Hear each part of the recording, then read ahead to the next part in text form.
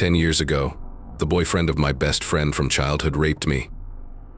I didn't say anything, but I did tell everyone when they were getting married, and now everyone is mad at me for speaking out. Allow me to share some information with you. Angie, F27, was my childhood friend. We were such close that it felt like we were sisters.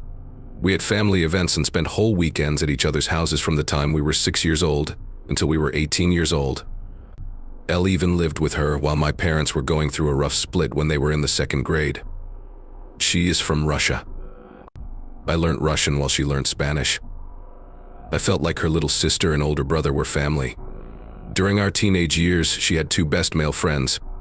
She started dating one of them, and when I was 17, I started seeing Nico, the 29-year-old Russian.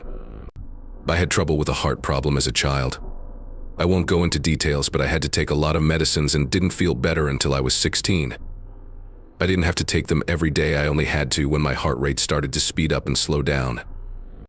That's when my heart would start to cramp and I'd start to breathe too quickly. Nico knew this, as well as the fact that mine would make me pass out if I mixed them with drink. When I was younger, I didn't smoke or drink much because I was worried about my health. I only did those things at home or in a safe place. Here, you have to be 16 to legally drink, so the only booze I drank was wine or beer. Nico and I met for the first time when I was 17 years old. 2 weeks later, while my parents were at a retreat, he came over for a date night. I did have a glass of wine, but after a while I started having health issues, which made me take my medicine and pass out. I was a little sore in the morning, but I didn't think much about it. Nico gets scared when I tell him 2 weeks later that LM had my period. He then admits that they were together while I was asleep. He didn't think about it much because we had already talked about it. He didn't have a condom on, but I was on the pill. He looked like he thought everything would be fine. He also showed up in a tissue instead of on me. I felt disgusted and dirty by myself. I didn't know what to say, so I only told Angie. I wasn't able to get sex for 2 years because I was a mess for a few years. I was too ashamed to tell my mother or anyone else, even though I couldn't remember anything. Angie told me it was okay and that I should break up if I feel bad about it. But we had been together before and had sex, so I didn't think of it as rope. I wasn't old enough to fully understand what and how I was raped. He seemed to be crying to her about his broken heart the day after I broke up with him. Nico and Angie started dating after a few months because they were close and spent a lot of time together. Every time I went to see her, I had to see him. I told her that LM couldn't see him, but she didn't understand what it meant for LM. We could no longer talk. It's been years since we last talked or saw each other. I kept an eye on her and her family even after I found out that her brother was going to have his first child. Because I was close to her family, all I did was comment on the Instagram post to thank him for getting in touch. I wasn't at his wedding, but he asked if I would be interested in going to the baby shower because we were close in the past and it had been years. He said I was like a third sister. I want to know if Nico will also be there. She asked him to marry her because they had been dating for 9 years, and he agreed. I only told him I wasn't going to be there and would send him a small gift if he could give me his present address. I kept getting asked why I wasn't a part of their lives and what had really happened all those years ago. Angie told her family that she couldn't see her with her ex-boyfriend, but her brother thought there was more going on. At this point, I think I might be the jerk. I told him the truth about what was going on at that time. I now know for sure that this was rope, even though I didn't know it when I was 17. I gave it that name. He never responded to my texts, but Angie called me a few days later, very angry. Nico was going to ask her to marry him at the baby shower, but his brother doesn't want him to because he knows why I broke up with Angie. Her brother has told her she is no longer a part of his life because he doesn't want his young daughter to grow up with a rapist. She will stay with Nico because she loves him. Since then, emails from high school friends have been telling me I should have ignored it and kept it a secret. I can't speak out now because I didn't speak up back then. Besides that, you awful person you are for making someone else's life worse because of something he did as a child 10 years ago. Is it really that bad that I'm getting loud? Comments to which the op replied. Oop can say what she thinks and respond to repeated suggestions for how things could be done better. Wow, I see how stupid that was now. It was all just rope. But I don't know what would have happened if I had raised my voice. We grew up in a small town of about 5,000 people. He was 2 years older than 19 at the time, and everyone knew what was going on with each other. It would have made sound back then, as it does now. It has gone to other places, but they are all still living there. That's why so many of our old friends are getting in touch with us. Most of the people who still live there have sent me angry texts. They back Nico because they've known him their whole lives. I moved out when I was 20, and like most people, I lost touch with my mom soon after. Getting such a strong response from people who were a part of my life still breaks my heart. I really value all of your well wishes, thank you. Nico's life did not end because of Oop. This was done by him alone. Of course, I know that he is responsible for what happened. People are telling me that he seems to have changed, and Angie says that what he did as a child shouldn't have hurt him and has nothing to do with the girl her brother will have. Thank you for letting me know that the fact that he might act out or do something in the future doesn't change what I thought. I just can't stop feeling bad about how much of an effect this is having. That being said, I'm okay with seeing Nico or Angie, even though I don't want to. You can say what you want, but why are they after you instead of your brother? You are not against the marriage. That seems like blaming the victim and being sexist, to be honest. Okay, I guess that's because I'm the stranger who hurt their family and his family. There have been times when people texted me, even though they didn't have my number. It's hard to keep these comments from breaking your heart, even though I try my best to stop them. NTA, the reviewer, they got back together so quickly after you broke up. I can't help but wonder if your friend was trying to get you to break up with Nico so that you could get back together with him. 2 weeks before I broke up with Nico, she broke up with her boyfriend, so I don't think so. They've known each other for years. There aren't many options because our school has only 500 kids and the town only has 5,000 people living in it, not including people our age who live in other areas. A new message on September 15th, 2024. First, I want to thank everyone who read my story and left a message. As many comments as I could, I tried to answer them all after reading them all. It made me strong enough to deal with the criticism I got and gave me hope that people would feel sorry for people who were hurt by rope. Update on your mind. Reading all the comments that supported my choices to speak out made me understand how uncertain I was about my rights and how hard I was trying to prove everyone else wrong but myself. This was especially true for Nico and Angie. All of you are right. Nico would have tried to say sorry, apologized, or called to see if he had changed, either earlier in his life or when his brother-in-law told him about it. Angie, who used to be my best friend, should feel sorry for me because she cared about me and the time we spent together. Based on what she said, I shouldn't think twice before acting. When I started going to therapy at age 21, I thought I had moved on from the rope as much as I could, but I didn't know how ashamed I still was of something that wasn't even my fault. At the time, I was afraid that other people would have a different opinion of me, and I was too shy to speak up. But I still felt bad about coming out today, so I'm trying to take responsibility for my acts and stop saying sorry for what other people did. This is especially true since they don't even respect me. What has taken place since then? I saved all of the rude WhatsApp texts I got so I wouldn't have to read them later. If I ever needed to, I would still have the proof. Angie's mom called me the day after the event and started crying. I thought of her as an aunt, almost like a second mother during the 10 years we knew each other, so I shouldn't have answered the phone. She joked that I would always make time for a cup of tea and a chat with her, giving her more love and care than her own kids, even though her kids would do whatever they wanted in the house. She told me she felt bad about what happened to me in the past and about my youth, but it was hard for her to understand why I would put Angie's happiness at risk over something like that. Because Angie's brother won't let Nico join the family, their family is now split, and she is heartbroken.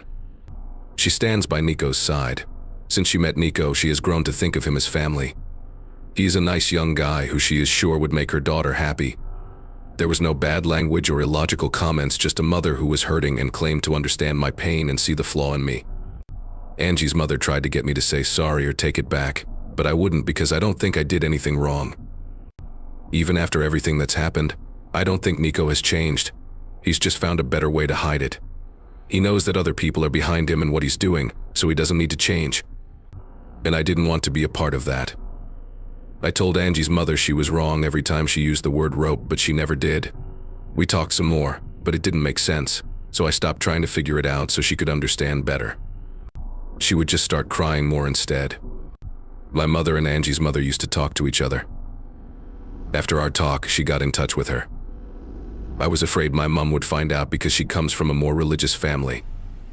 We talked for a while, and even though I haven't met her yet, she said she was sorry for not being there for me or making me feel like I could talk to her, no matter how hard I tried to comfort her. I lost it when she asked if my current boyfriend knew that I had been used in that way. If my boyfriend found out, she thought it would make him dislike me more, and she was afraid he would break up with me. She told me to keep it a secret from our family here and abroad, so I hung up on her. It looked like she thought it was a shame, just like I thought she would. It was especially hard because I'm trying so hard to get over being embarrassed. She said she was sorry, but it's clear she doesn't think the same of me anymore. In the next few weeks, it will be a worry, even though I don't know how to handle it right now. As several of you suggested, I told Sven, Angie's brother, again that I was sorry for the mess I made. It's good that everyone knows about it now, and I'm glad he's standing up for his family. I asked him if his old email address was still working because I want to send him a gift card. He didn't say anything.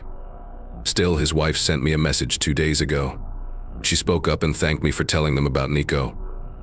It looks like she went through some tough times. She knows why Nico made those jokes now that she thinks about it. Since then, they've both seen Angie but not Nico. Sven allegedly told her as soon as he got my first text message, they won't live together or share a room with him or their new daughter. Sven finally gave up when Angie's mother came to beg him to forgive Nico several times. They are going to get married. Sven will be there, but not his wife. Even though he is welcome to stay with the family, he can't talk to Sven's wife or daughter. These restrictions are not meant to hurt Angie. Sven was in pain trying to calm his mother's fears because he couldn't stand up to them or ignore them completely. They made this deal without his wife's permission, and she told me she's doing everything she can to keep them out of their lives for good. It seems like a great chance for her to go back and be with her family again, but she isn't sure if she can make it happen. His wife told me she was sorry for all the problems I had to deal with, and that it had been hard for them to handle. Sven won't talk to me, even though he knows it's not my fault. Though he knows I'm not responsible, he can't stand to talk to me or see my name because, in his mind, I started all this trouble, even though I was the one who told him the bad news. She told me over and over that neither of them thinks I'm the bad guy, they're just tired from everything and having a hard time. So far, that's all that has happened. Why did things have to turn out this way? Nico doesn't seem to be going to feel bad about moving on with his life. For all the pain I went through after what he did, I think there was a part of me that wanted him to at least say sorry. Having to deal with my mother's new, embarrassed view of me makes it hard for me to stick to my choices, even though I'm happy with how things turned out. The people I care about most, my boyfriend and best friends, have been there for me when I needed to cry.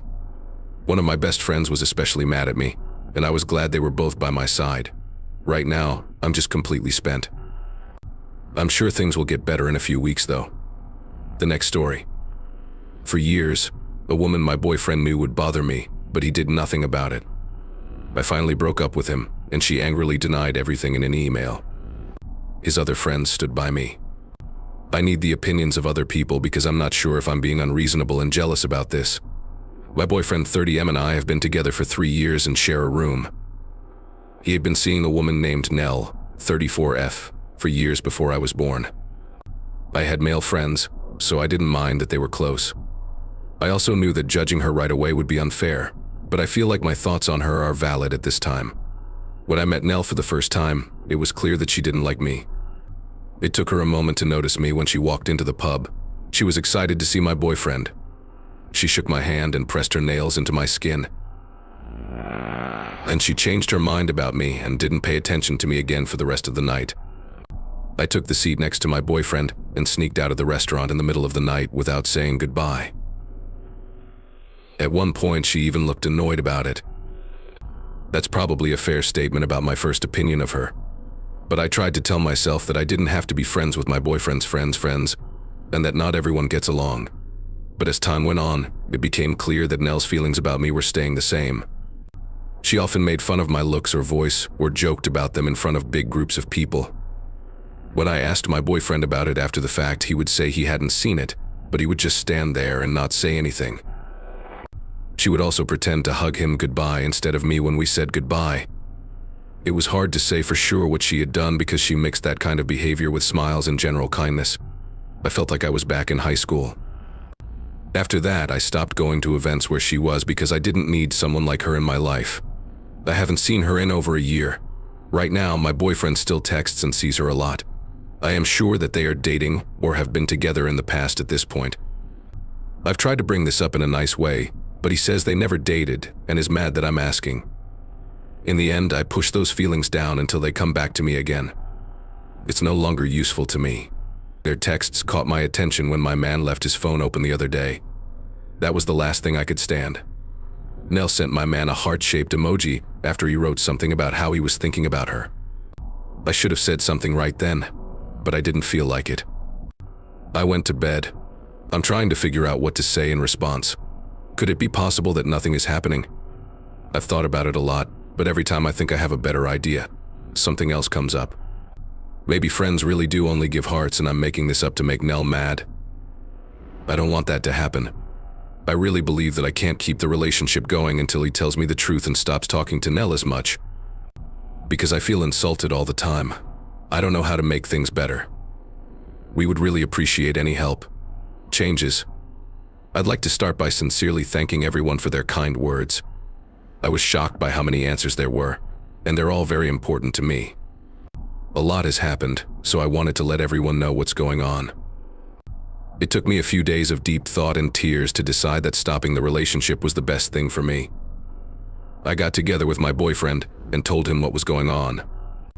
I told him that I did not want to be in a relationship that made me feel like the third person for my own happiness, and that I had always felt like the third person in our relationship. I told him the same things I said in my first post, that he didn't set limits with Nell and didn't want to stand up for me when she made fun of me. It made me feel like my trust in him had been broken, so I didn't know who I really was to him. He heard me and knew I wanted to be happy too, but I told him I cared about him and wanted him to be happy. My boyfriend asked me, "Are you jealous of Nell?" after I had already told him.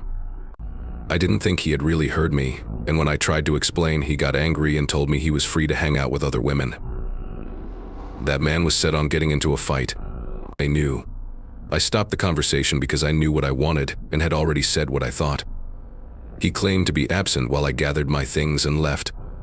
I've been staying with my best friend, who is amazing and always there for me. We're even thinking about making it official by moving in together. We had a movie night with pizza and wine after we hugged, and I stopped crying in front of her door. That felt really good, like a weight had been lifted off my shoulders. Also, my family has been nice to me by getting together and giving me little dinners and other treats. It's interesting because some of my boyfriend's friends wrote me nice letters to say they were sorry and that they totally got my point of view. I thought that was the end of it, but the next morning I got texts from a number I didn't know. It was Nell. To be honest, I didn't think she would get in touch, so it was a surprise to find walls and walls of text in my email. To sum up some of what she said over and over that she had never picked on me and that she had no idea why. She said it always seemed cold to her, so she tried to lighten the mood by telling jokes and making fun of people in public. It's an interesting strategy, but I'm getting off track. Lastly, she told me that my claim that she was having an affair with my ex-boyfriend was false and that they were just friends. I ruined my own relationship by being jealous and listening to voices in my head, she said as a passive-aggressive ending. I knew she was going to use her tried and true method of grabbing me and watching how I react, so I didn't give in to her poison or try to be in charge. I have been focusing on other things to start getting my happiness and sense of self back. I'm glad my ex hasn't tried to get in touch with me since I broke up with him. I really think that he and Nell are meant to be together. That's it for me for now. I'm looking forward to new things in my life. My boss gave me a raise today, and my friend and I are making plans to officially move in together. I thought it felt like a small hug from the universe. In general, everything looks good. Before I leave, I'd like to thank everyone again for their comments. I think reading your comments and making a post were the things that really opened my eyes and let me leave. I'm finally putting myself first, and it feels good.